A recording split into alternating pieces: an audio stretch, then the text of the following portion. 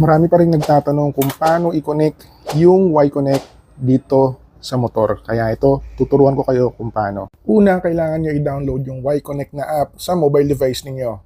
Play Store kung Android o kaya naman ay App Store kung iOS. Type nyo lang sa search bar yung Y-Connect and then i-download ninyo. Ang gamit ko mobile device is yung iPhone X. Medyo may kaluma na pero kaya pa rin niya patakbuhin itong app na to. After ma-download, i-open niyo yung app and then lahat ng lalabas na permission request, i-accept ninyo.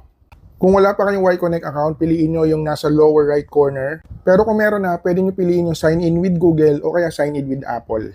Kung gagawa ka pala ng bagong account, sundin mo lang yung on-screen instructions. And then pag meron na, mag-login ko lang ulit. Pag naka-login ka na, i-allow mo lang lahat ng permission access. After nito, puntahan mo na yung motor mo and then hanapin mo yung Y-Connect module. Makikita yan sa ilalim ng upuan sa may battery compartment. Makikita mo yung QR code dyan na gagamitin para i-scan mamaya para ma-connect yung device mo. Make sure na naka-on yung data, Bluetooth at location services ng device mo and then on mo na yung motor. Sa part na to, hahanapin ng cellphone mo yung Y-Connect and make sure na magkalapit sila para ma-detect niya. Pag nakita na niya yung Y-Connect mo, magkakaroon ka ng option para i-type in yung VIN number mo which is makikita dito or pwede mo ring i-scan lang yung QR code na makikita dun sa Y-Connect device na nasa ilalim ng motor mo. Kagaya nito.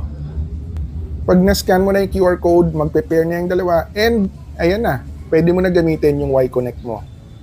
Once mo lang gagawin yung pairing, hindi mo na ito uulitin. Kaya pag in-on mo yung motor mo at naka-on din yung Bluetooth ng device mo, automatic na magko-connect yan. Makaka-receive ka na ng notifications habang bumabiyahe ka. Sa app naman, pwede mo ma-monitor yung gas consumption mo, yung ride log mo, kung saan ka nagpunta.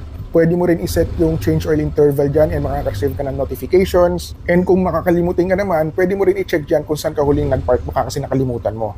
And meron din siyang RPM visualization kagaya nito. Sana natulungan ko kayo kung paano i-connect yung Y-Connect dito sa motor ninyo. Again, this is Stan sa Tiago of Tanmoto. Stay dry and ride safe. Kita-kits sa daan.